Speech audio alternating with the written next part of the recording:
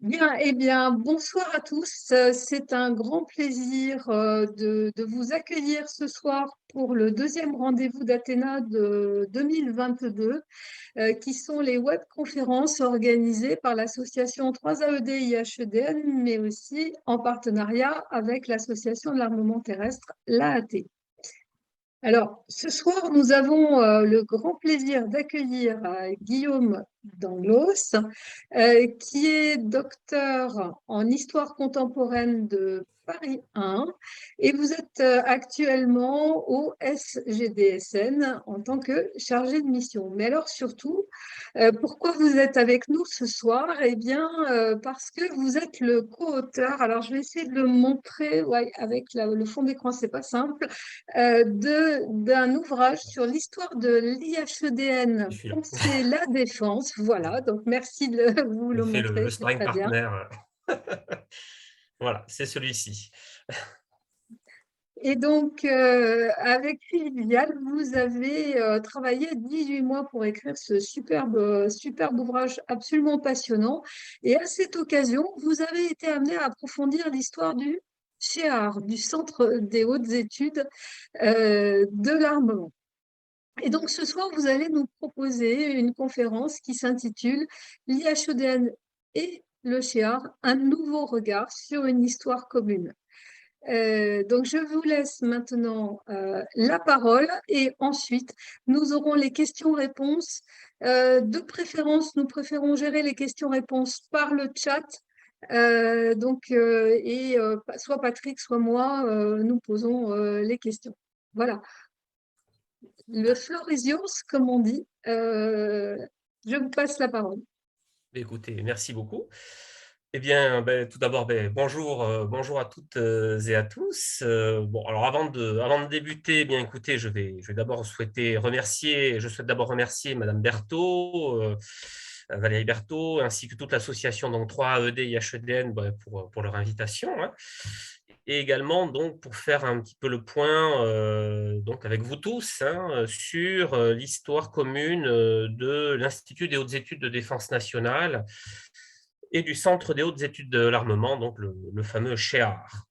Alors, avec mon collègue et ami Philippe Vial, hein, donc nous avons été mandatés en avril 2020 par l'ancien directeur de l'IHEDN et de l'enseignement militaire supérieur, donc le général de corps d'armée Patrick Destremo, pour rédiger et publier donc un beau livre qui se voulait à la fois scientifique et richement illustré sur l'histoire de l'IHEDN. Donc cet ouvrage, le voici. Voilà, il est sorti en novembre 2018, publié aux éditions Talendier, et il se veut en fait en novembre 2021, pardon, et il se veut en fait une synthèse historique de l'IHEDN, mais plus globalement, hein, c'est également une synthèse de l'histoire du concept de défense nationale et plus largement de tout l'écosystème, hein, qui gravite autour de l'Institut à travers l'enseignement militaire supérieur. En premier lieu, d'autres organismes comme le Centre des hautes études militaires, le CHEM, et bien entendu le Centre des hautes études de l'armement, le CHEAR, qui a fonctionné de 1964 à 2010. Avec Philippe Vial, ce qui nous a frappé donc lorsqu'on a effectué nos recherches, hein, donc aux archives et en bibliothèque, eh bien, c'était tout simplement la faiblesse de l'historiographie et du nombre de travaux universitaires concernant justement l'enseignement militaire supérieur et les organismes que je vous ai cités auparavant, donc le CHEM, le CHEAR et l'IHEDN. Or, concernant le Centre des hautes études militaires, et je vais vous donner quelques exemples, hein. Donc, concernant le Centre des hautes études militaires, mis à part une brochure de Philippe Vial intitulée Naissance et renaissance du haut enseignement militaire entre 1909 et 1952, eh bien, c'est simple, il n'y a absolument aucun article ni ouvrage scientifique traitant spécifiquement de l'histoire de cet organisme. Pour l'IHEDN, c'est un tout petit peu mieux. Il existe essentiellement une thèse de doctorat, c'est celle de Jean-Christophe Sauvage, qui s'intitule L'Institut des hautes études de défense nationale, une vision globale de la politique de défense de la France. Alors, elle a été rédigée, hein, par Sauvage sous la direction du professeur Maurice Weiss à l'Université de Champagne. Et cette thèse a été soutenue en 1997. Donc, c'est donc un travail qui est relativement ancien et qui, de toute façon, devait être absolument réactualisé pour les dernières décennies. Enfin, concernant le Chéard, eh bien, c'est simple, il n'existe qu'une seule étude scientifique, hein, elle a été rédigée en 2014.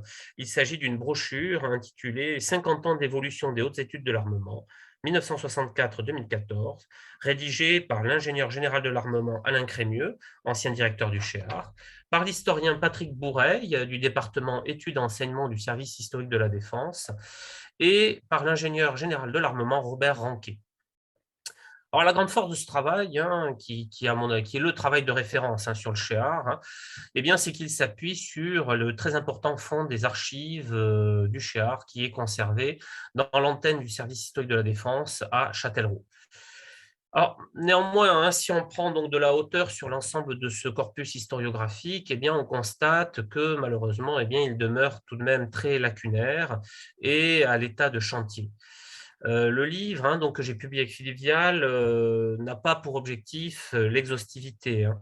C'est un ouvrage qui se veut synthétique et qui espère ouvrir des portes de recherche, d'autant plus que la consultation des archives, lorsque nous l'avons rédigé, a été rendue extrêmement compliquée, évidemment par le contexte sanitaire, hein, celui du Covid, mais également par des délais de rédaction extrêmement courts.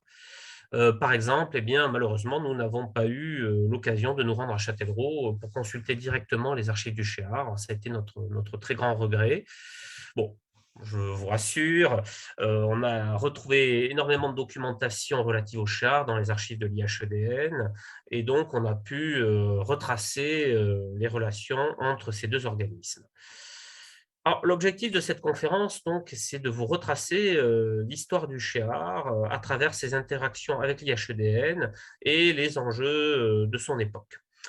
Alors, je commencerai donc par faire ici un retour sur la naissance de l'IHEDN et du Chéard, ainsi que sur la structuration très progressive de cette galaxie un petit peu de l'enseignement militaire supérieur. Alors, pour mettre en perspective la naissance de l'IHEDN donc en 1948 et du Chéard en 1964, quelques dates doivent être, je crois, ici être rappelées. Le point de départ de tout ce long processus historique, c'est sans nul doute la défaite de 1870. En effet, ce conflit a révélé de graves dysfonctionnements, hein, dans l'exercice du commandement et du fonctionnement des différents états-majors. C'est pour y remédier que le ministère de la Guerre crée une nouvelle formation à partir de 1876 qui prend le nom d'École supérieure de guerre, l'ESG, en 1880. Alors, cette ESG, elle était inspirée de la Kriegsakademie prussienne, hein. L'ESG s'installe donc à l'école militaire. Elle a pour mission, en 2 ans, de former des officiers aptes à servir en état-major, c'est-à-dire capables de maîtriser le combat interarmé. De son côté, le ministère de la Marine crée une école équivalente, l'École supérieure de marine, en 1893. Or, dans la première décennie du XXe siècle, un nouveau cap est franchi dans le développement de l'enseignement militaire supérieur. Cette évolution amorce la dynamique qui conduira à la création du premier ancêtre de l'IHEDN, le fameux Collège des hautes études de défense nationale, le CHEDN, en 1936. Alors, à l'origine, hein, de ce CHEDN, eh bien, il faut encore remonter aux années 1910, puisque le général de brigade Ferdinand Foch constate une importante carence. Alors, Foch, à l'époque, il est commandant de l'École supérieure de guerre, et je le cite, « Actuellement, il n'y a pas en France d'école donnant l'enseignement complet de l'art de la guerre. À l'école de guerre, on étudie uniquement la brigade, la division, le corps d'armée, et c'est tout. On y fait de la tactique, pas plus. » D'où l'idée, devant ces carences, hein, d'où l'idée de Foch de créer, eh bien, je cite, un centre des hautes études militaires susceptible d'éprouver un certain nombre d'officiers supérieurs, des lieutenants-colonels, désignés par leur passé et leur âge, pour arriver aux grades élevés de l'armée et leur donner les connaissances, leur faire connaître la nature des travaux envisagés dans le haut commandement. Par là, il s'agit de préparer le recrutement du haut commandement. La première session du Centre des hautes études militaires, le CHEM, hein, se tient à partir de janvier 1911 dans les locaux, là encore, de l'École supérieure de guerre. et le nouvel établissement dispense une instruction de 6 mois. Signe de sa notoriété très rapide, il sera rapidement surnommé, je cite, l'école des maréchaux. À l'été 1914, l'école supérieure de guerre, le centre des hautes études militaires sont fermés et ne seront réactivés qu'après la guerre, en novembre 1919. La marine adopte alors le même modèle que l'armée de terre. Le décret du 19 mars 1921 transforme l'école supérieure de marine en école de guerre navale, tandis qu'un centre des hautes études navales, le Chêne, lui, est adjoint. Tous deux sont installés non loin de l'école militaire, avenue Octave-Gréard, non loin également de la Tour Eiffel. L'apparition de la nouvelle armée de l'air en 1934 conduit 2 ans plus tard, en 1936, à son tour à la création d'une école supérieure de guerre aérienne et d'un centre des hautes études aériennes grâce au décret du 26 juillet 1936. Alors, à l'image du centre des hautes études militaires et du centre des hautes études navales, ce nouveau centre recrute essentiellement des officiers supérieurs confirmés, mais aussi de jeunes officiers généraux prometteurs. C'est dans ce contexte de reconfiguration du haut enseignement militaire qu'intervient début mai 1936 un changement politique majeur qui va relancer le chantier de la défense nationale. C'est évidemment la victoire du Front populaire. Le décret du 6 juin 1936, signé par Léon Blum, institue désormais un ministère de la Défense nationale et de la guerre. Et il est confié à Édouard Daladier.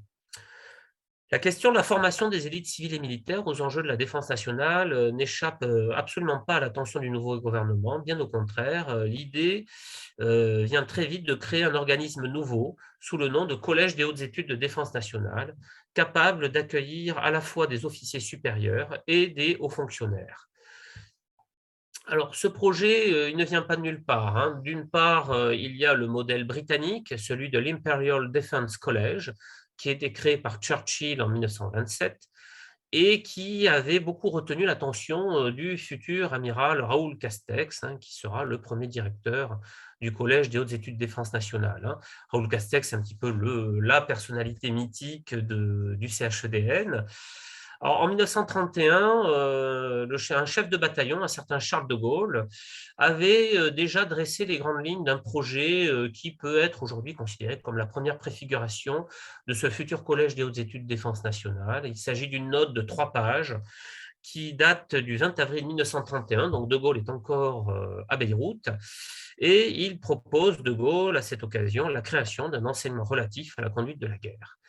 Alors, signe de son importance, cette note est intégrée au dossier préparatoire des réunions du comité permanent de la défense nationale des 26 juin et 29 juillet 1936 qui vont acter la création du Collège des hautes études de défense nationale. Alors, après la parution au journal officiel du décret du 14 août 1936, le nouvel établissement s'installe au 32 boulevard Victor, donc dans l'enceinte de la nouvelle Cité de l'Air. Il est dirigé donc par le fameux vice-amiral Raoul Castex, et c'est lui qui est à l'origine du cadre et de la méthode de travail des auditeurs autour d'un triptyque qui est basé premièrement sur un cycle de conférences, deuxièmement sur des visites, notamment de lieux sensibles concernant la défense nationale, ainsi que sur des exercices qui impliquent la publication d'un rapport par chaque auditeur. Alors, ce triptyque sera peu ou prou la méthode de travail de l'IHEDN après 1948 et du Centre des hautes études de l'armement entre 1964 et 2010. Nous le verrons. Alors, à une exception près, il s'agira du remplacement des exercices de défense nationale par des travaux de comité composés d'une dizaine d'auditeurs et étudiant une thématique précise. Alors, le CHEDN va fonctionner de 1936 à 1939. Sa 4e session devait débuter en septembre 1939. Elle est interrompue par la proclamation de la Seconde Guerre mondiale. Et il faudra donc attendre la libération pour voir le gouvernement provisoire de la République française, puis le premier gouvernement de la 4e République, refonder le haut enseignement militaire. Alors, après la présentation de plusieurs projets, la réunion, c'est en comité de défense nationale, l'équivalent aujourd'hui de nos conseils de défense, que va être fixé les contours d'un nouvel enseignement militaire supérieur avec un système à 3 degrés. Alors, premier degré comporterait donc des cours techniques d'état-major distincts pour les trois armées. Pour le second degré, il est prévu que soit constituée une école supérieure des forces armées avec trois sections, une section pour l'armée de l'air, pour la guerre et pour la marine, ayant des cours communs, mais également des cours distincts. Enfin, le troisième degré donc, correspondrait à un centre des hautes études de défense nationale et d'économie de guerre, une appellation qui combine celle des anciens centres des hautes études militaires et de l'ancien collège des hautes études de défense nationale, tout en introduisant donc une nouvelle notion, extrêmement intéressante, celle d'économie de guerre. Alors, la référence à cette notion, elle nous vient des États-Unis. Elle est due à la création de l'Industrial College of the Armed Forces américain, qui vient d'être créé en 1946. Alors, le nom du futur Centre des hautes études de défense nationale et d'économie de guerre est modifié au début de l'année 1947. Le terme de centre est supprimé au profit de celui d'institut, qui est davantage inscrit dans une perspective académique.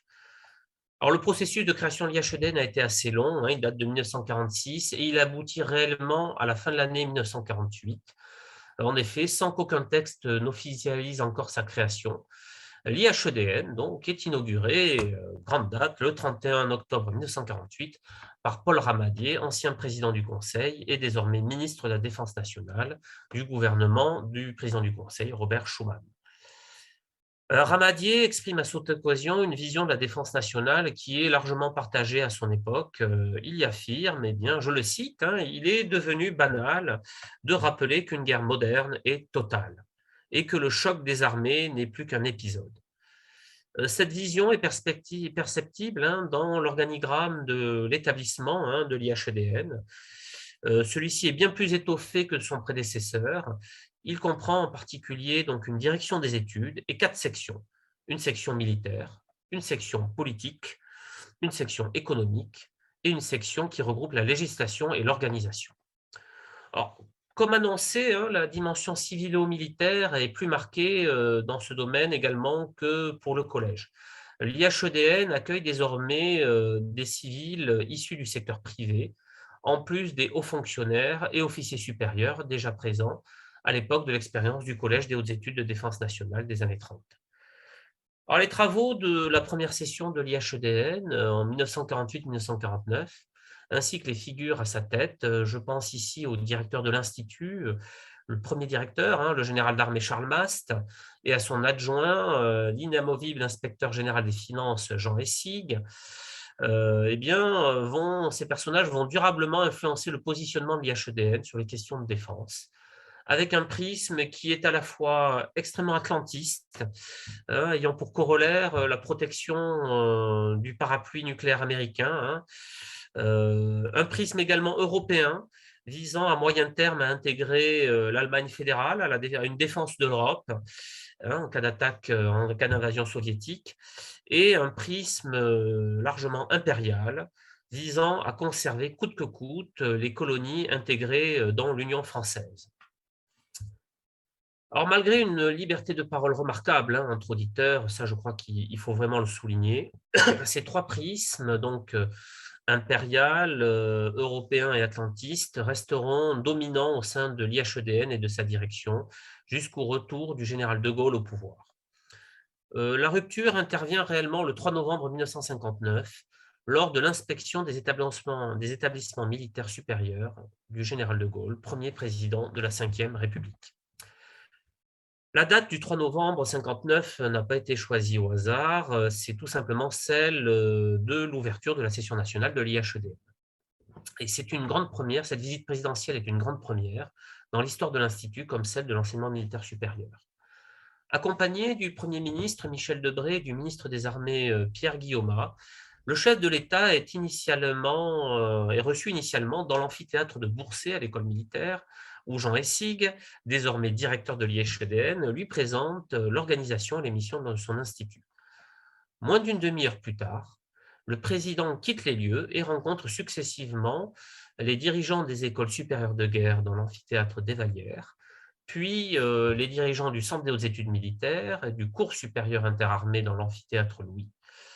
Le général termine son inspection par une allocution aux messes de l'école militaire située dans la rotonde Gabriel. Ce discours fondateur va fixer le cap stratégique des années à venir. Je cite l'allocution du général de Gaulle: «Il faut que la défense de la France soit française. C'est une nécessité qui n'a pas toujours été très familière au cours de ces dernières années. Je le sais. Il est indispensable qu'elle le redevienne. Mais il faut que chacun ait sa part à lui.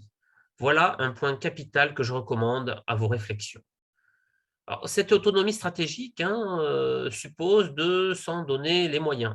Et De Gaulle va terminer son plaidoyer par une déclaration d'intention qui se veut sans équivoque. Je cite à nouveau le général: «La conséquence, c'est qu'il faut évidemment que nous sachions nous pourvoir, au cours des prochaines années, d'une force de frappe susceptible de se déployer à tout moment et n'importe où.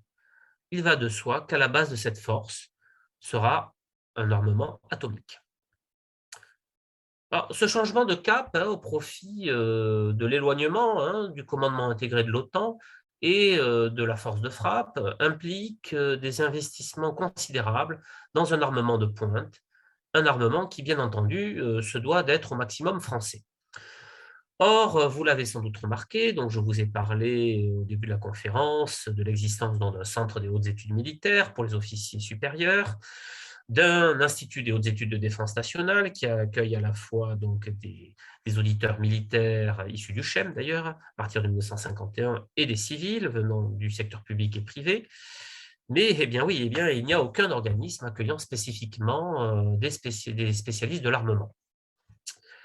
Et ce vide commence à se faire douloureusement sentir au sein du ministère des Armées dès le début des années 1960, d'autant plus que la mise en place de la force de frappe mobilise l'ensemble du complexe militaro-industriel français, particulièrement après 1962, marqué par la fin de la guerre d'Algérie.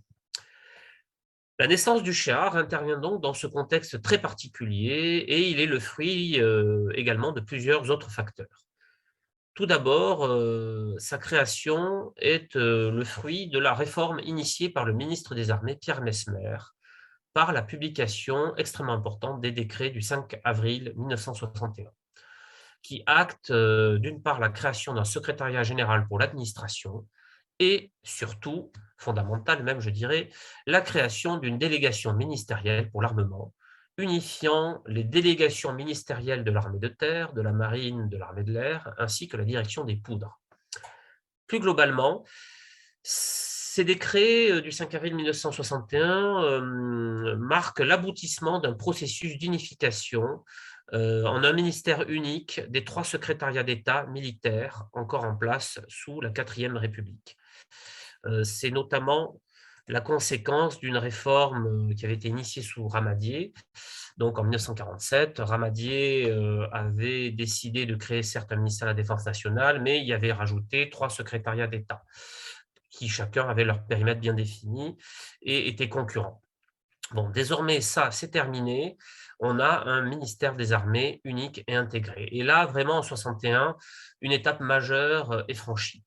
L'armement et la construction de la force de frappe étant désormais la priorité, instaurer l'équivalent d'un centre des hautes études militaires ou de l'IHEDN devient désormais possible dans ce nouveau contexte institutionnel grâce à un ministère des Armées intégré.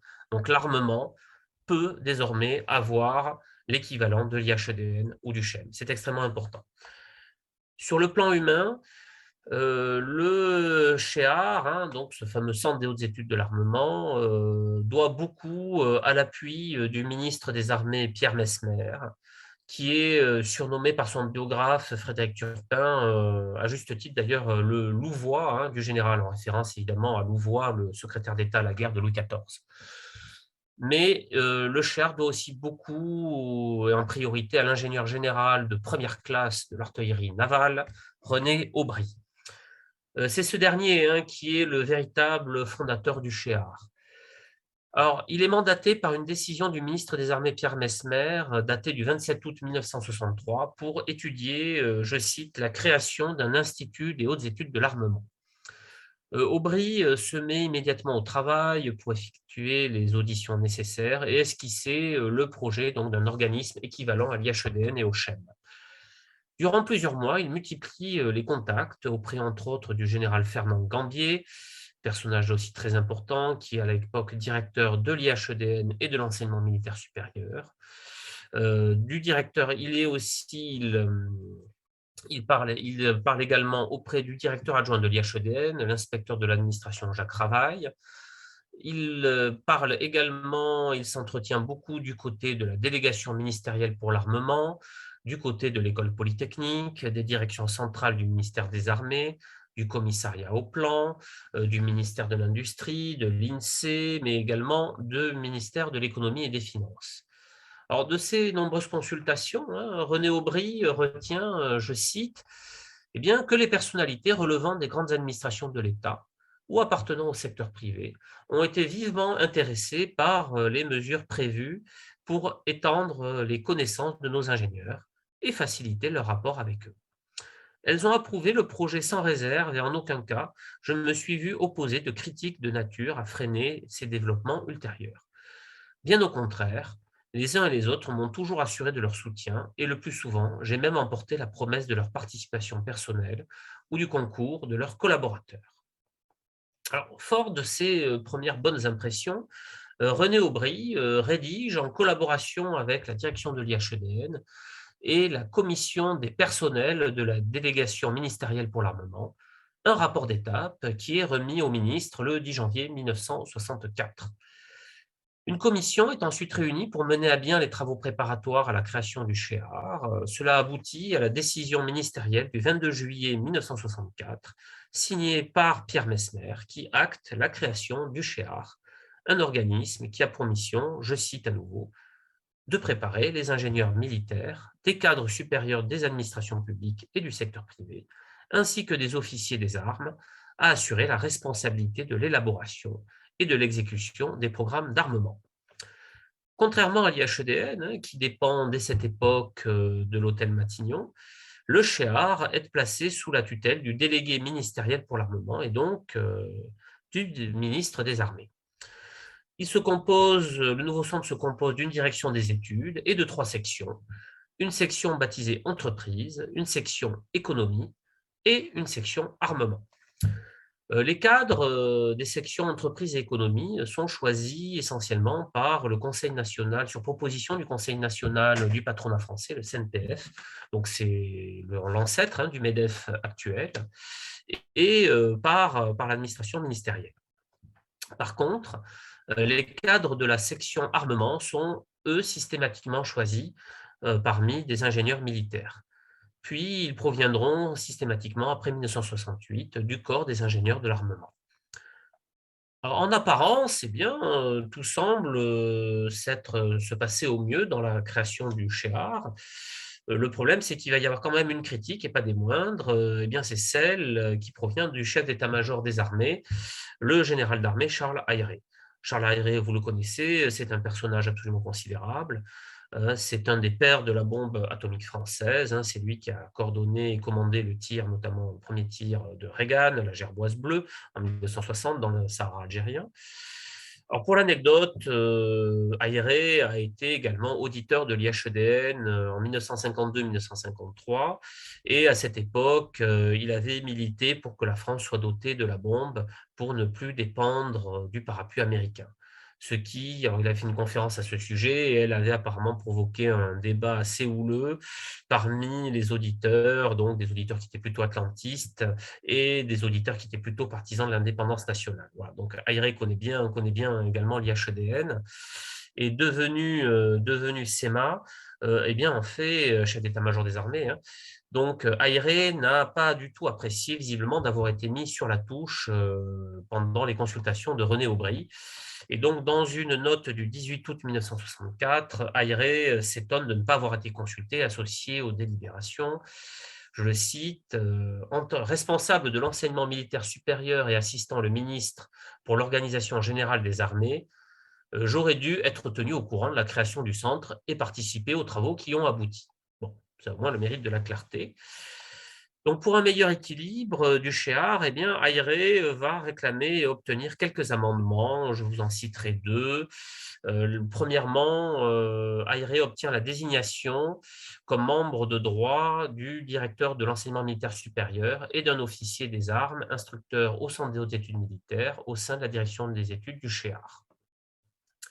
Deuxièmement, AIRE obtient que l'on tienne compte parmi les effectifs des officiers membres de l'administration du SHEAR, du poids des effectifs de chaque armée, c'est-à-dire soit 3 représentants de l'armée de terre, 1 de la marine nationale et 2 de l'armée de l'air.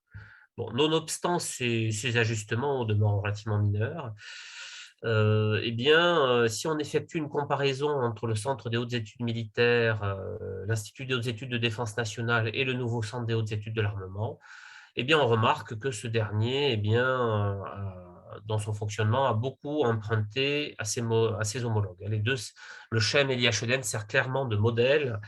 En effet, le nombre d'heures de travail des auditeurs donc des 3 centres, donc le CHEM, l'IHEDN et le SHEAR, sont quasiment équivalents, et le temps partiel est privilégié. Là aussi, la méthode de travail s'articule autour de ce fameux triptyque, le cycle de conférences, des visites d'établissements en France et à l'étranger, ainsi que les fameux travaux de comité.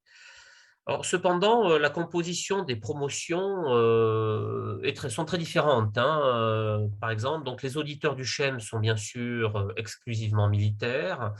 Les promotions de l'IHEDN sont composées d'un tiers de fonctionnaires civils, d'un tiers de militaires et d'un tiers de civils issus du secteur privé.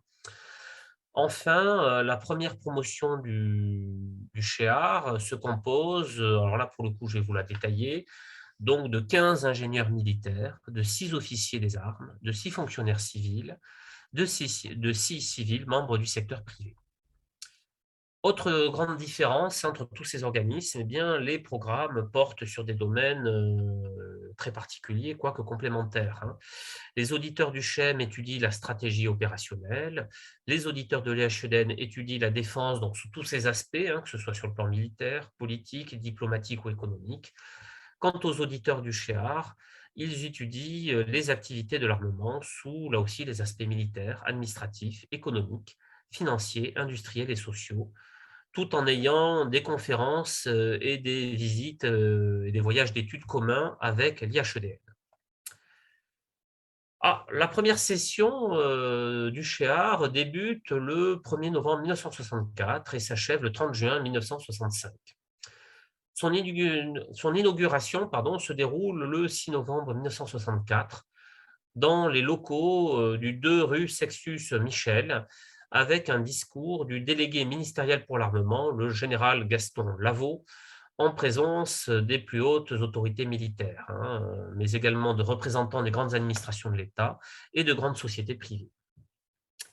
Il faudra attendre 1969 pour que le SHEAR puisse s'installer comme prévu initialement par René Aubry à l'école militaire, à proximité des locaux de l'IHEDN et du CHEM, ce qui favorisera les interactions entre les différents auditeurs.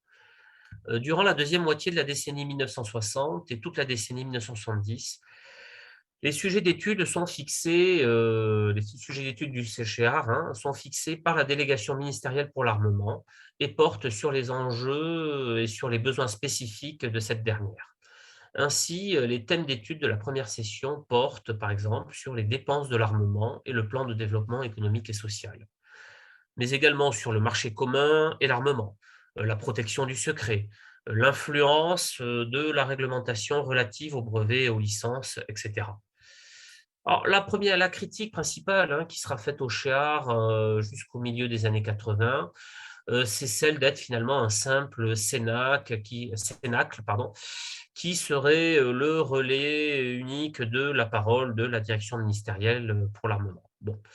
Alors, cette image d'un club conservateur, elle n'est pas nouvelle, elle est également formulée à la même époque contre l'IHEDN, notamment par le journaliste spécialisé des questions de défense au Monde, Jean Planchet, qui, pour l'anecdote, lui-même a été auditeur de l'IHEDN lors de la 14e session. Bon. Pour l'Institut, clairement, il faudra attendre réellement la direction du général Georges Buis, donc entre 1969 et 1972, pour que les choses commencent à changer dans le recrutement et la formation des auditeurs. L'ouverture à l'opposition de gauche est accélérée. Les femmes, bien que peu nombreuses, deviennent systématiquement auditrices dès les années 70. Et surtout, l'accent est mis sur la formation et l'enseignement de la stratégie, toujours dans le cadre de la dissuasion nucléaire. Néanmoins, on n'en est pas encore tout à fait là durant les années 1960.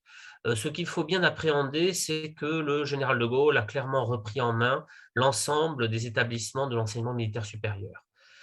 Ce n'est pas un hasard si quasiment chaque année, De Gaulle vient en inspection à l'école militaire.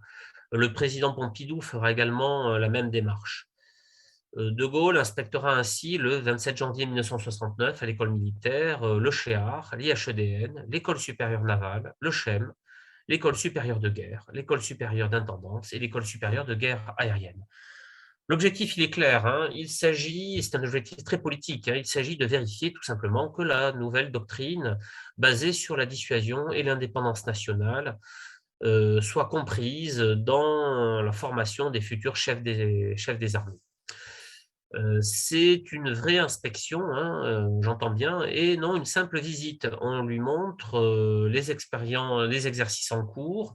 Le général de Gaulle pose des questions aux auditeurs, se fait également préciser des points sur l'enseignement promulgué, le tout, alors là pour le coup, hors de la présence des journalistes. Ce qui fait que, mis à part l'inspection du 3 novembre 1959, tout simplement, on n'a aucune photo et aucune trace de ces visites de Gaulle.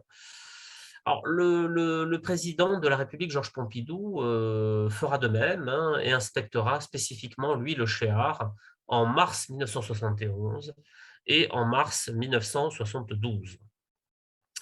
Dans le même ordre d'idées, le Premier ministre Michel Debré débute lui aussi une tradition en novembre 1960, tout simplement celle d'inaugurer par un discours, le plus souvent là aussi au contenu très politique, la session nationale de l'IHEDN. Cette tradition est également prise par le CHEAR, où c'est soit le ministre des Armées, soit le délégué ministériel pour l'armement qui inaugure par une allocution la session nationale du CHEAR. Par exemple, c'est le cas le 8 novembre 1973, où c'est le ministre des Armées, Robert Galet, qui vient faire une allocution pour l'ouverture de la 10e session des hautes études de l'armement, en présence des hautes autorités militaires du moment, notamment le général d'armée Jean Simon, qui est à l'époque secrétaire général de la Défense nationale, le SGDN, le général de corps d'armée Jean Calais, qui est le directeur de l'Institut des hautes études de défense nationale, l'amiral de Joubert, chef d'état-major de la marine, ou l'inspecteur général de l'armement Jean Blancard, qui est à l'époque délégué ministériel pour l'armement. C'est évidemment l'occasion, ces discours, pour le pouvoir politique de faire des annonces en matière d'armement et aussi de répondre à des polémiques sur les grands programmes. Par exemple, allez, un petit exemple, quelques années plus tard, en juillet 1979, le délégué général pour l'armement, Henri Martre, s'interroge lors de son allocution sur la succession du Mirage 4 à l'horizon de 1985, où il annonce publiquement, pour la première fois, je le cite, qu'il apparaît peu probable que le Mirage 4 ait un successeur dans sa mission de bombardier stratégique, du fait des coûts et des problématiques induites par la nouvelle génération de missiles de croisière. D'autant plus, et là je le cite à nouveau, que les capacités de défense aérienne des principaux pays seront adaptées à ce type de menaces, c'est-à-dire qu'elles seront considérablement développées pour faire face à des vecteurs nombreux et peu visibles. Dans ces conditions, les possibilités de pénétration de bombardiers, à la fois peu nombreux et beaucoup plus visibles, deviendraient aléatoires. Alors après cette intervention, un schéma classique, il s'ensuit un débat avec les auditeurs sur ce sujet et qui sera relayé ensuite par la presse. Voilà, donc un exemple un petit peu de ce genre d'intervention. Alors enfin, il y a une autre tradition aussi qui se met en place au CHEAR dès la première session. C'est un petit peu le cérémonial de clôture. Voilà, c'est le délégué ministériel pour l'armement qui remet les diplômes à chaque auditeur avant que le directeur des études du centre ne rappelle les activités écoulées dans l'année et annonce ensuite le programme de l'année suivante. Alors, ce rôle de caisse de résonance, hein, de la délégation ministérielle pour l'armement, hein, est accentué par la publication par René Aubry du bulletin de liaison et d'information appelé l'Armement en octobre 1968. Les activités du CHEAR, comme par exemple les comptes rendus des voyages d'études, mais aussi le contenu des conférences, ils sont largement publiés. Et ce bulletin peut être réellement considéré, je crois, comme le modèle de ce qui deviendra en 1974 la fameuse revue Défense, hein, qui est publiée par l'Union des auditeurs de l'IHEDN, une revue qui, comme vous le savez, existe toujours. Alors, pour résumer le CHEAR des années 1960-1970, on peut dire de toute évidence bien que la greffe a prise. On remarque également la grande complémentarité du CHEAR avec l'IHEDN. Outre les conférences communes aux deux organismes, il y a également des voyages d'études en commun. Là aussi, un petit exemple, le premier voyage des auditeurs du CHEAR a lieu en Allemagne fédérale en novembre et décembre 1964 et il est commun avec les auditeurs de l'IHEDN. Bon, les auditeurs du CHEAR feront ensuite un voyage plus important aux États-Unis, cette fois-ci sans les auditeurs de l'IHEDN. Bon.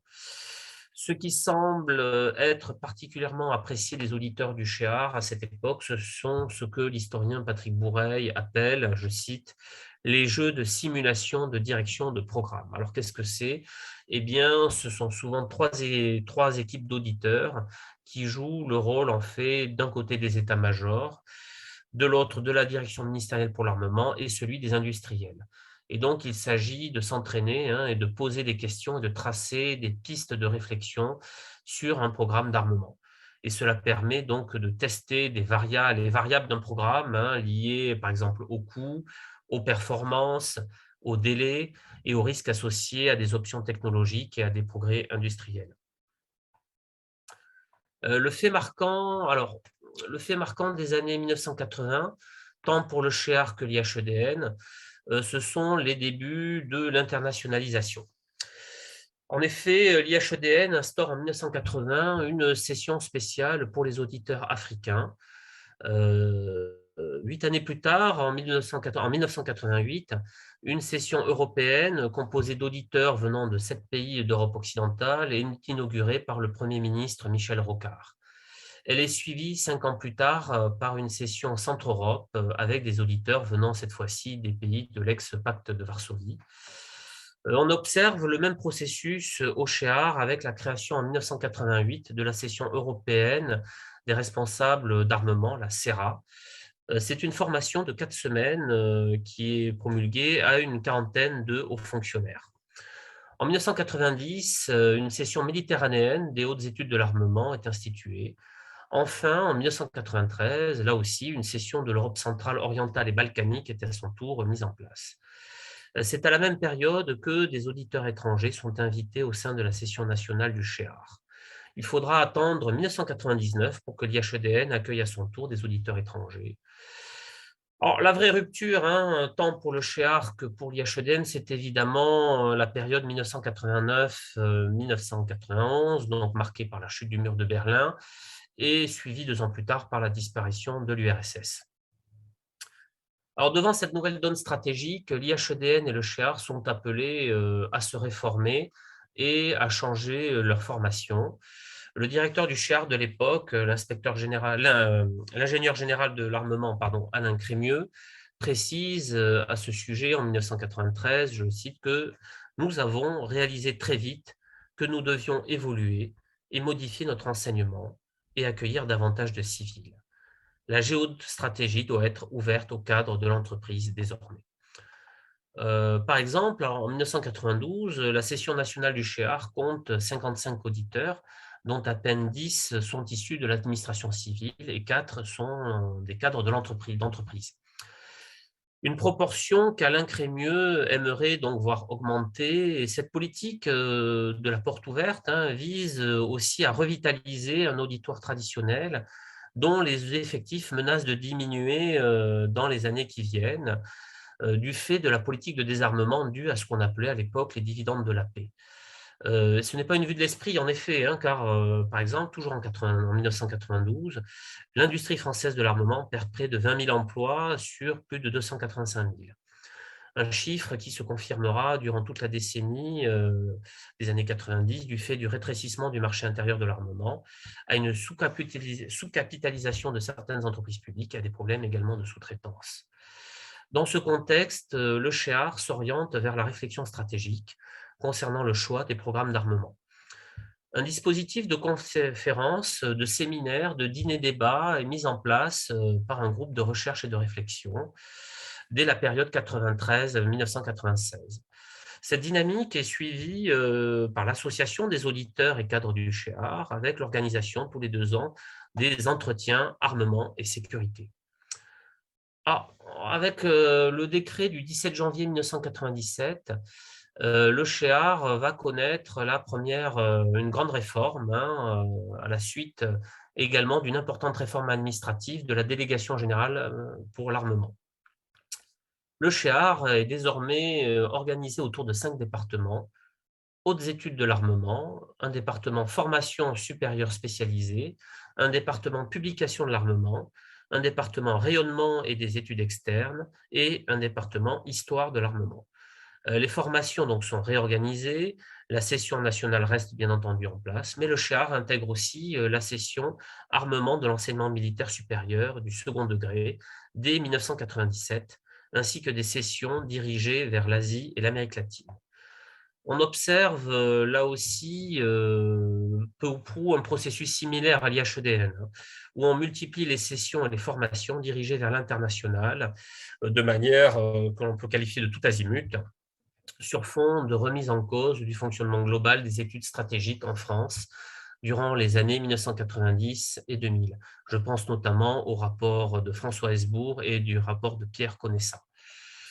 Dans ce contexte, au milieu des années 2000, le candidat à l'élection présidentielle de 2007, Nicolas Sarkozy, annonce lors d'un déplacement le 27 novembre 2006 qu'il souhaite la création d'un grand institut de la sécurité nationale. Une fois élu, le président de la République, Nicolas Sarkozy, met en place une commission présidée par le conseiller d'État Jean-Claude Mallet, qui est chargée de rédiger un nouveau livre blanc de la défense et de la sécurité nationale, ainsi qu'un groupe de travail présidé par le criminologue Alain Bauer, chargé d'étudier, je cite, le rapprochement des missions, des structures et des modes de financement des grandes institutions publiques en charge de la formation, de la recherche et de l'analyse des questions de sécurité et stratégique. Alors, si les travaux du livre blanc aboutissent à la mise en place d'une doctrine actant un continuum entre la défense et la sécurité nationale, le groupe de travail Bauer va proposer finalement de fusionner l'IHEDN et le CHEAR, tout en gardant le nom historique d'IHEDN, et de fusionner d'autre part l'Institut des hautes études de sécurité avec l'Institut d'études et de recherche pour la sécurité des entreprises. Voilà. Donc, ce qui revient à avoir d'un côté donc, un pôle défense composé de l'IHEDN et du CHEAR face à un pôle de sécurité composé par la nouvelle INESJ, Institut national des hautes études de sécurité et de justice. Alors, ça paraît paradoxal à un moment où on acte un continuum sécurité-défense nationale. En fait, le groupe de travail Bauer a été confronté à plusieurs oppositions, venant notamment de la direction de l'IHEDN de l'époque, menée par le général de corps aérien Laurent Labaille, et du côté du CHEAR, la crainte portait notamment sur les plans administratifs, financiers, mais également sur la conception pédagogique du nouvel ensemble. Les présidents de l'association des anciens auditeurs du CHEAR, mais également les anciens directeurs du CHEAR, ont certainement joué un rôle important de médiation dans les négociations qui amenèrent la fusion donc, des deux organismes par le décret du 23 juin 2009. La réforme implique la transformation de la session nationale de l'EHEDN qui prend le nom de session politique de défense, tandis que la session nationale du CHEAR devient la session armement et économie de défense. Cette réforme entre en application le 1er janvier 2010. 10 ans plus tard, une nouvelle réforme de l'IHEDN va acter le retour à une session nationale unique, véritable socle commun désormais, doublé par une majeure incluant 5 thématiques. Une thématique armement et économie de défense, donc qui descend directement du centre des hautes études de l'armement, une majeure défense et sécurité économique, une majeure enjeux et stratégie maritime, une majeure politique de défense, une majeure souveraineté numérique et cybersécurité. Alors, pour conclure, on peut que constater aujourd'hui qu'à l'image de l'IHEDN, les hautes études de l'armement sont à nouveau aujourd'hui à la croisée des chemins. Leur avenir dépend désormais grandement de la réussite ou non du nouveau format de la réforme de l'IHEDN. Et certainement un des regrets, c'est peut-être pas le seul que l'on peut avoir concernant la réforme de 2009, c'est finalement la perte de mémoire du CHEAR via la disparition, entre autres, du département d'histoire de l'armement.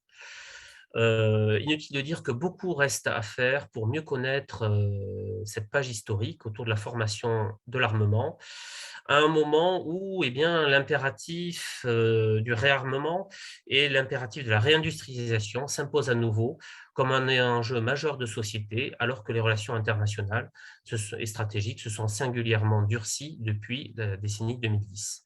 Je vous remercie.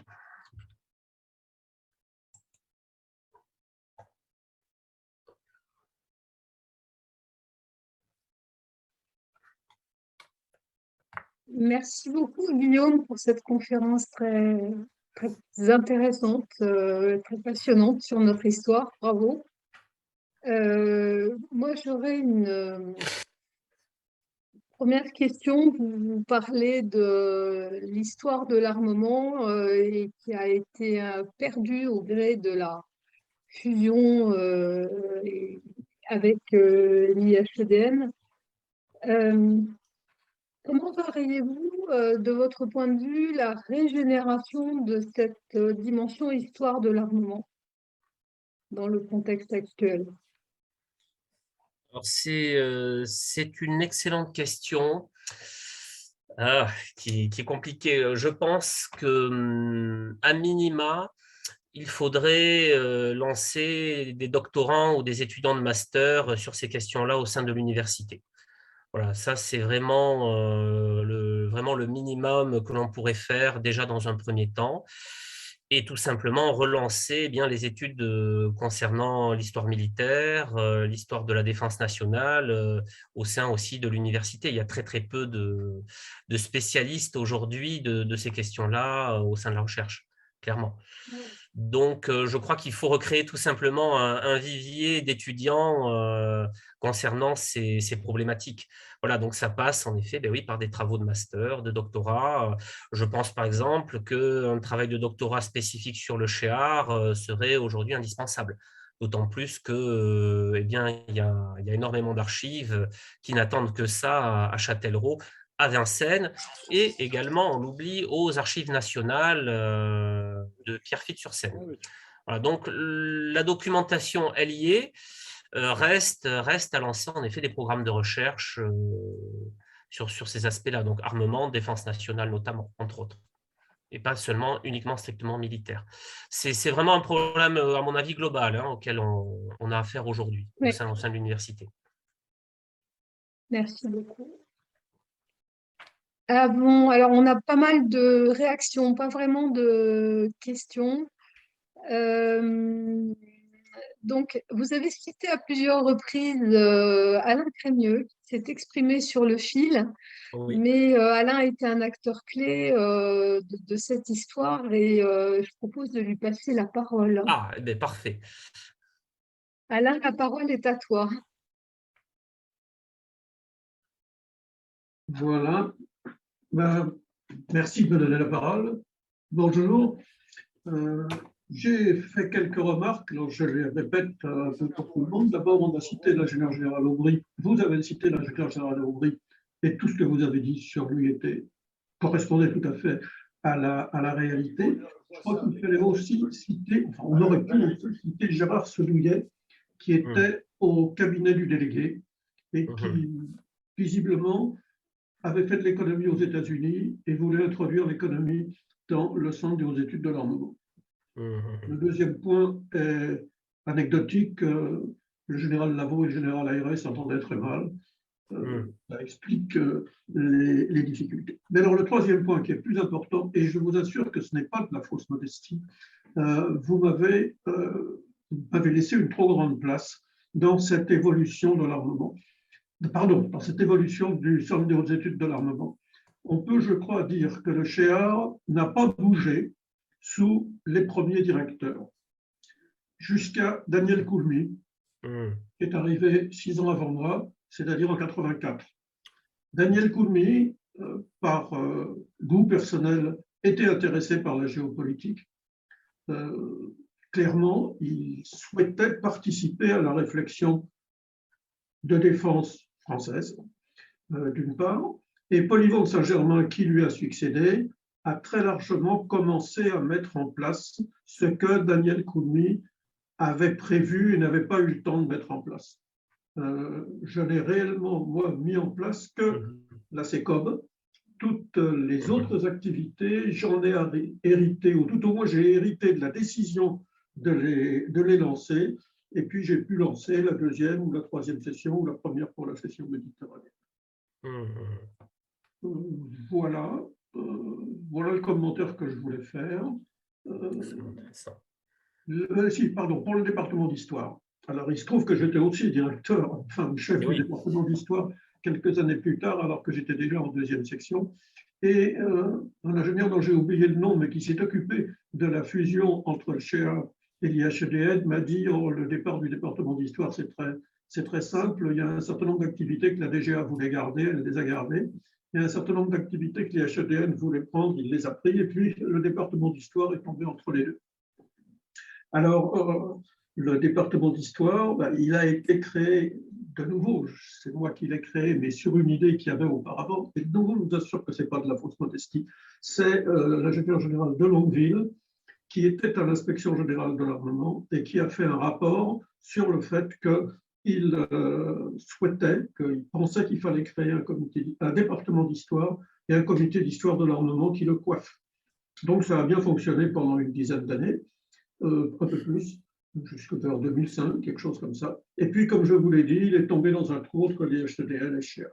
L'une des difficultés, c'est mon dernier point, c'est qu'un professeur d'université m'a dit une fois, mais il y a un problème pour lancer les étudiants dans l'histoire de l'armement. Eh bien, pas dans l'histoire militaire, dans l'histoire de l'armement.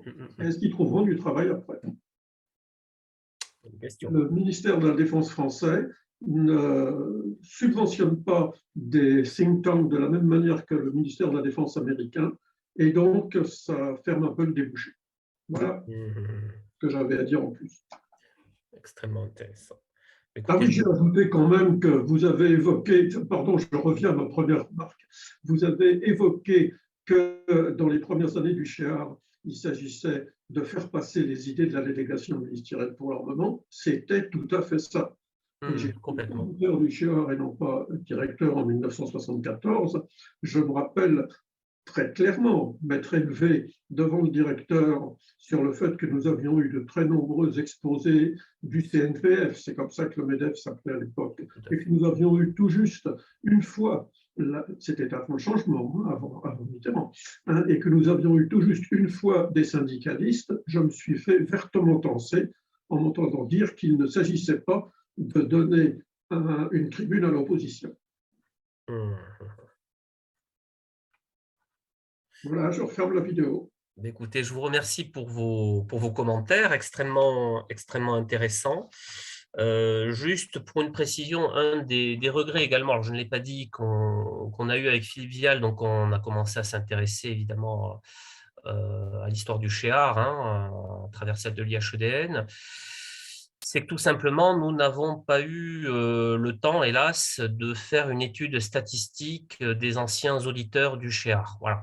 Ça, c'est également l'autre grand regret, outre que l'on n'a pas pu consulter à l'époque du fait du Covid les archives de Châtellerault. On aurait aimé faire une analyse beaucoup plus pointilleuse justement des auditeurs, voilà, des statistiques, etc., comme on a pu le faire pour l'IHEDN. Donc ça, je crois qu'à l'avenir, c'est aussi un des chantiers un petit peu historiques à faire sur le CHEAR pour aussi mesurer un petit peu le réseau qu'il a été, son positionnement au sein de l'État et son influence surtout au sein de l'État, voilà, entre autres.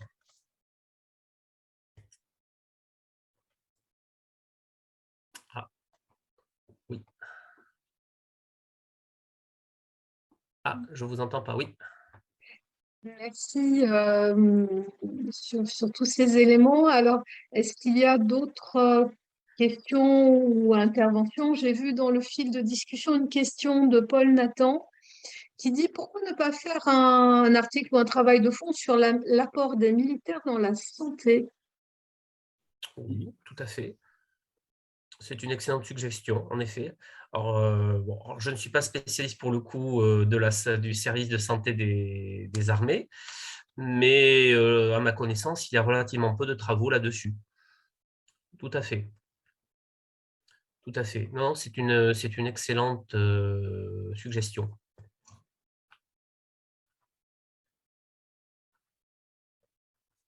Est-ce qu'il y a d'autres personnes dans l'audience qui souhaitent intervenir ou poser une question à notre orateur?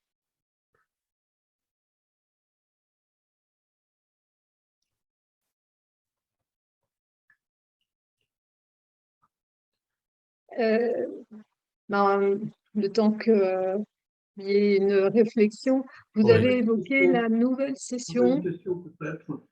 Bernard Besson a fait remarquer que nous avions une fois une réunion avec le service historique de la Défense et Oui. qu'il n'y avait pas eu de suite.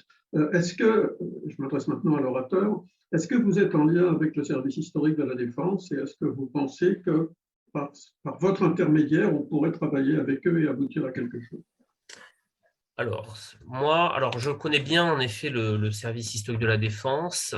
Alors, actuellement, je vais vous raconter peut-être un petit peu mon parcours actuel.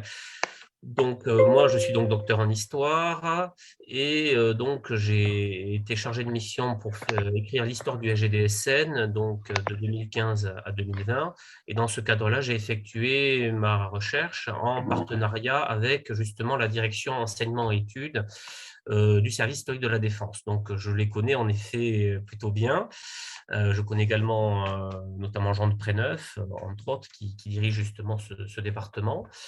Alors après, donc, j'ai fait ce travail sur l'IHEDN de 2020 à 2021, là aussi en lien avec le SHD. Donc là, je suis de retour au SGDSN pour terminer justement la recherche qui avait été débutée en 2015 et qui n'avait pas pu aboutir à une publication du fait de complications avec la secrétaire générale de l'époque, Madame Landé.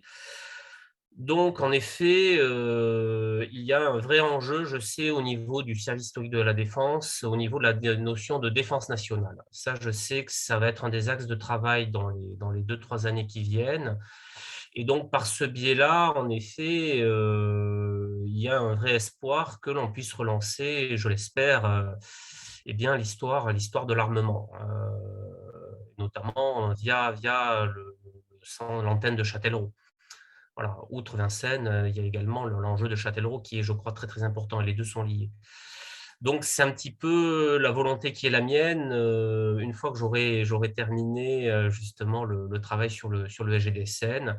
Donc, je vous l'annonce, travail qu'on publiera avec mon collègue et ami Philippe Vial à la fin de l'année 2022, donc a priori plutôt en novembre 2022. Voilà. Mais c'est en effet un des enjeux qui est actuellement en discussion au sein de la direction du SHD. Tout à fait. Valérie, je peux prendre la parole? Moi aussi, je souhaiterais prendre la parole. Oui, bien sûr, on va commencer par Bernard et puis ensuite Jacques. Alors, donc, dans mon fil de discussion, j'ai rappelé que j'avais participé au nom de l'association et de mon passé là-dedans, à une réunion qui avait été organisée au château de Vincennes par le SHD, justement pour reprendre, je dirais, le flambeau de l'histoire de l'armement. Et à cette réunion participait notamment un des conservateurs de Châtellerault. Parce qu'effectivement, le centre de Châtellerault était tout à fait disposé à apporter le matériel nécessaire aux acteurs du SHD pour avancer sur le sujet. Et puis, il était convenu qu'on ferait le point quelques mois après. Maintenant, on est quelques années après et le point n'a toujours pas été fait. Autrement dit, c'est tombé un peu dans une oubliette là encore.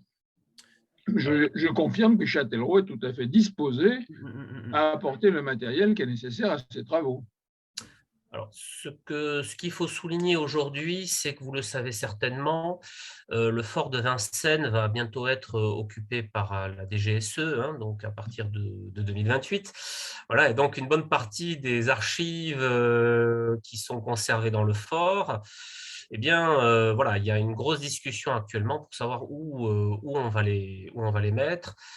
Et donc, il y aurait peut-être, alors je ne sais pas si ça va aboutir ou pas, hein, là, tout ce que je vous dis est vraiment avec un grand point d'interrogation, mais une des pistes peut-être étudiées serait de transférer une partie des archives de Vincennes du côté de Châtellerault. Donc, ça pourrait relancer là également le développement de l'antenne de Châtellerault. Donc là, voilà. Alors, je sais qu'il y a énormément de discussions autour de cet enjeu-là, celui des archives et de la relance de Châtellerault, justement, par le biais de l'arrivée de la DGSE, donc en 2028 au fort. Voilà. Donc, c'est un des nombreux points d'interrogation que nous avons actuellement au service historique de la Défense. Oui, je crois que quelqu'un d'autre voulait intervenir. Oui, c'est moi. Oui, Jacques, la parole est à toi. Oui, je suis ravi d'être parmi vous ce soir de mon Toulouse bien aimé, bien sûr. Et c'est pour ça que je n'ai pas beaucoup de relations avec nos amis du Cher parisien, bien sûr, ou de l'IHEDN, mais j'ai eu la chance d'être à la fin des années 90 dans les deux maisons, à la fois comme conseiller adjoint au directeur de l'IHEDN et directeur adjoint du CHEAR. À l'IHEDN, j'avais la mission de vendre l'armement à nos amis officiers de la section IHEDN et au CHEAR, c'était de faire en sorte que les mêmes soient meilleurs et je crois qu'il y en avait d'excellents.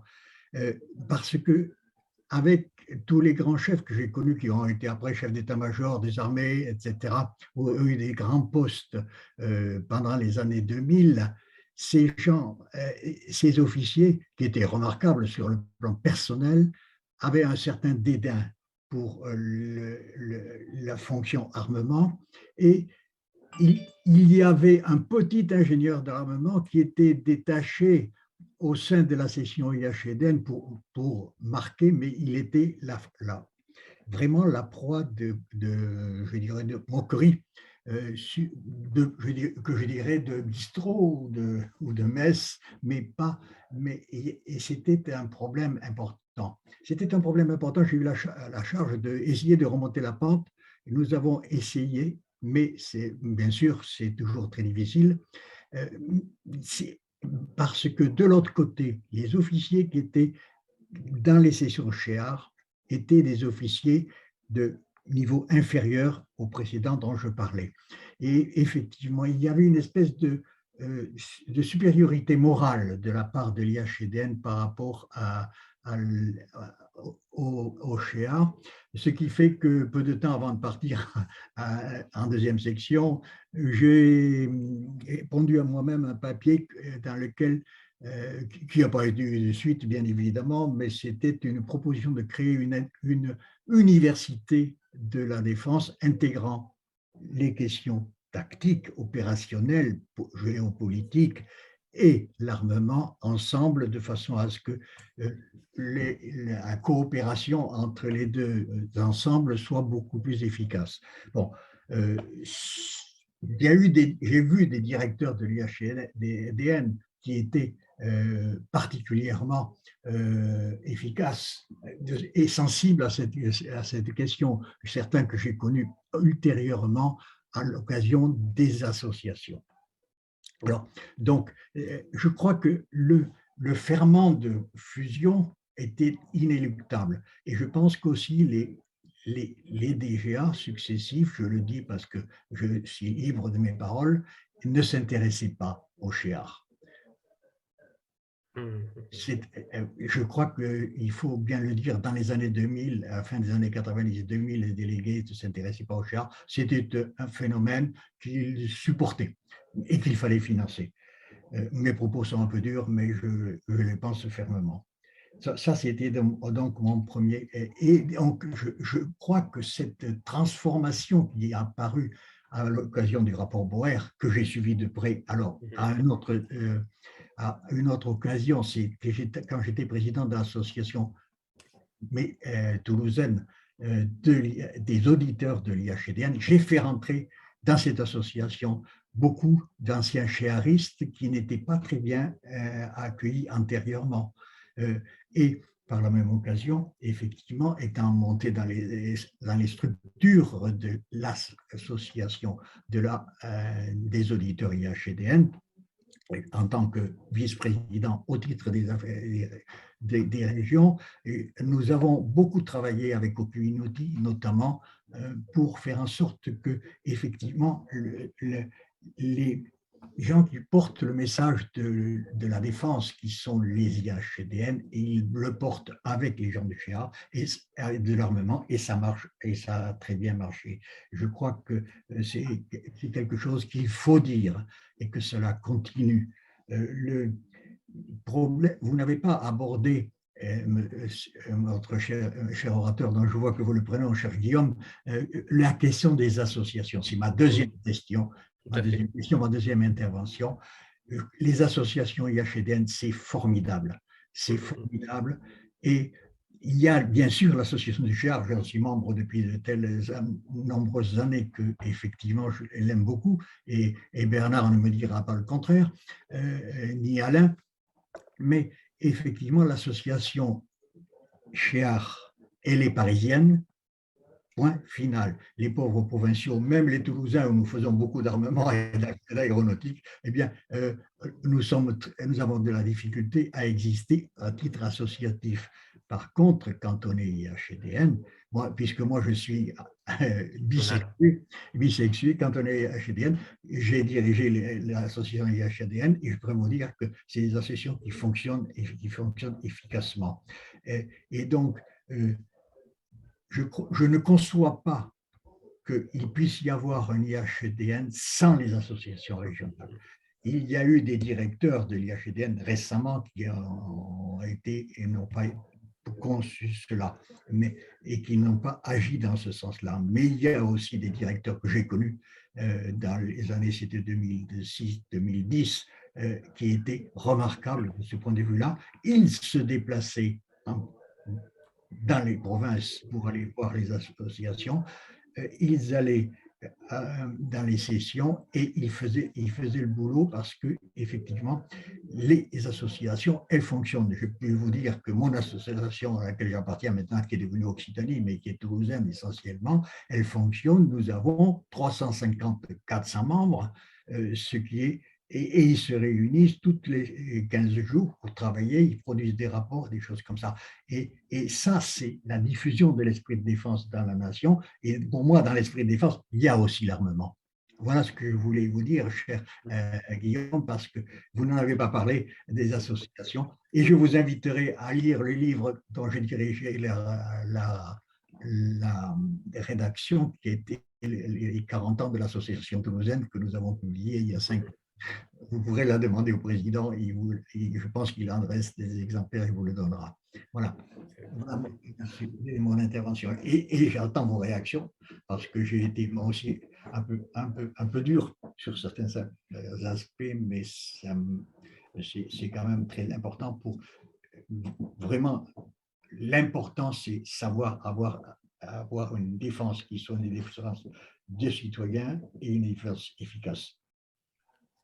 Je vous remercie pour vos commentaires extrêmement riches. Concernant les associations, alors oui, c'est vrai, en effet, j'en ai à peine parlé et certainement trop peu. Peut-être un petit résumé, donc la différence en effet entre l'IHEDN et le CHEAR, c'est qu'en effet, comme vous le dites, le CHEAR est très parisien, quand l'IHEDN, dès 1954, en fait, a créé des sessions régionales. Donc la première session régionale, c'est à Alger et à Lyon, en 1954. Et sachant que le nombre de sessions régionales va ensuite quasiment doubler au début des années 1980. Je crois que c'est à l'initiative de Pierre Mauroy, qui a un doublement donc, des sessions régionales et donc forcément un doublement du nombre d'auditeurs des sessions régionales, ce qui fait qu'en effet l'IHEDN a dès les années 50 une force de frappe que n'a pas le CHEAR de toute évidence. Et le réseau associatif est extrêmement dynamique.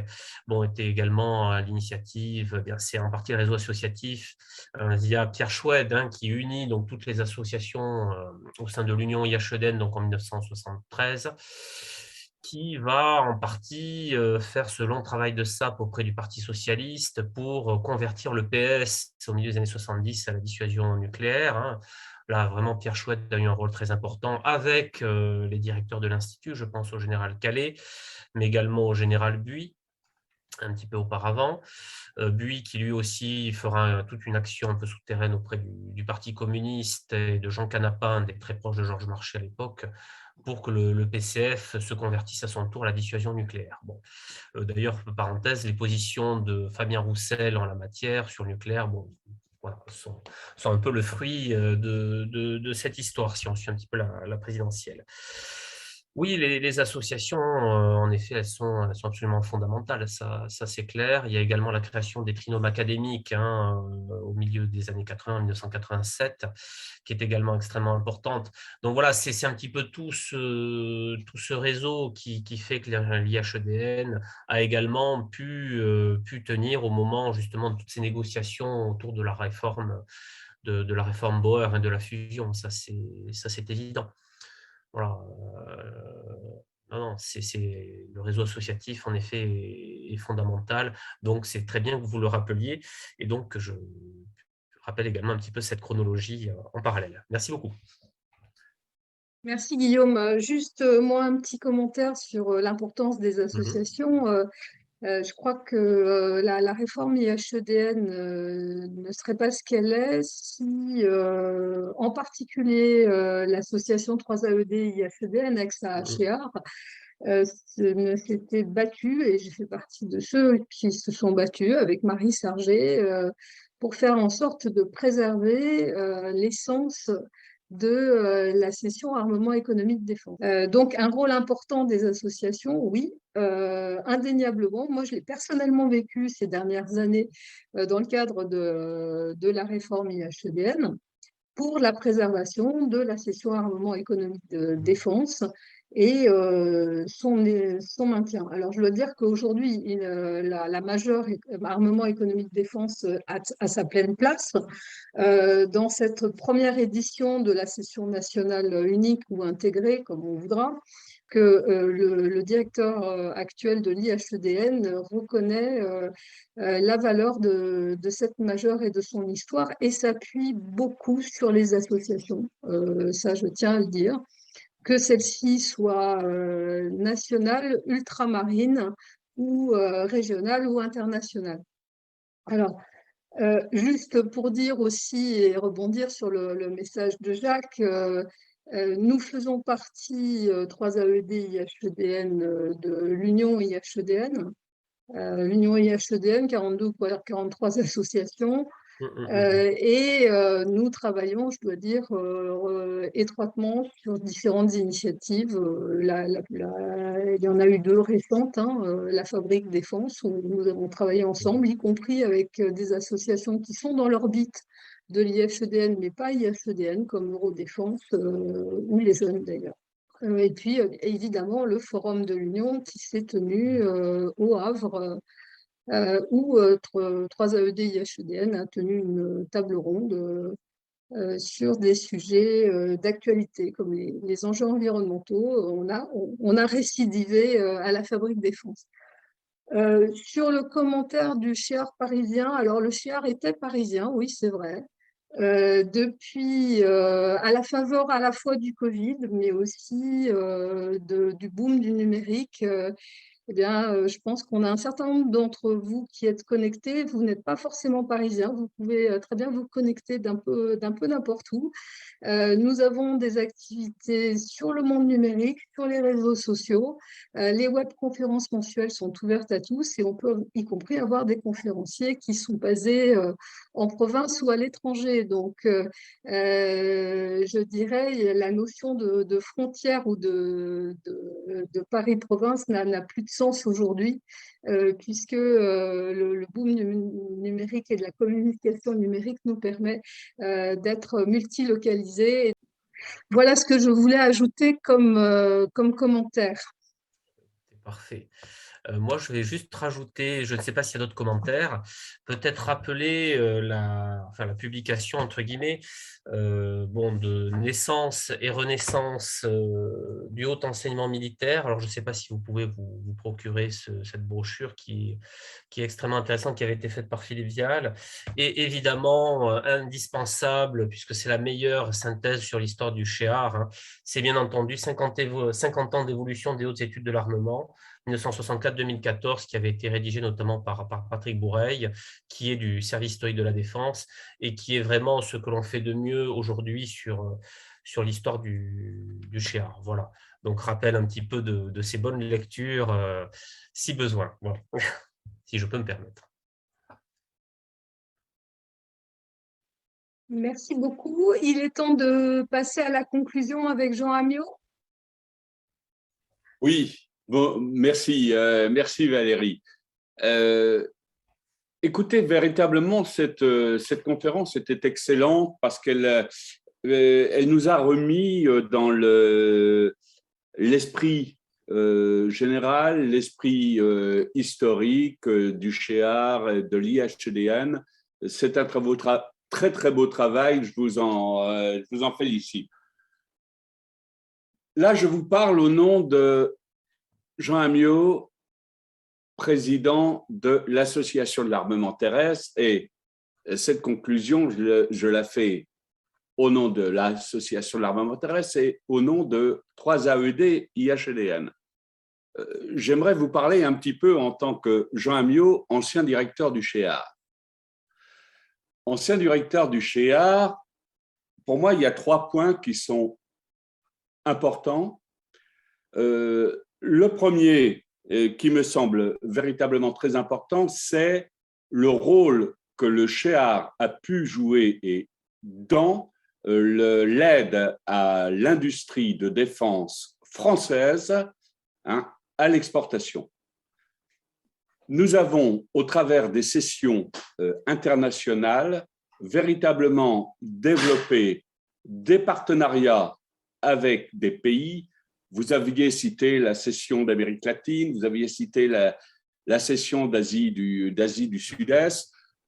Michèle Alliot-Marie, quand elle m'a confié la direction du CHEAR, m'a demandé de monter une session moyenne-orientale où nous avons réuni l'ensemble des pays du Moyen-Orient pour leur présenter véritablement ce qu'était l'industrie française. Et je peux vous dire que le président de la République, à ce moment-là, a mis ce qu'il fallait à notre disposition pour montrer à tous nos amis auxquels, à l'heure actuelle, nous vendons énormément de matériel, hein, ce qu'était l'industrie française.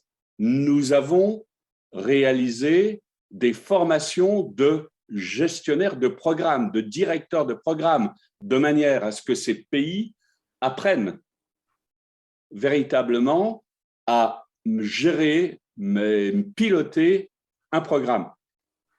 Je crois que le CHEAR, ce rôle du CHEAR comme aide à l'industrie de l'armement français, de l'armement, est quelque chose d'essentiel. Et ça a été véritablement, je pense, je n'étais pas là au moment de la création du CHEAR, mais je pense que dans l'esprit des créateurs du CHEAR, il y avait ça aussi qui était à l'intérieur.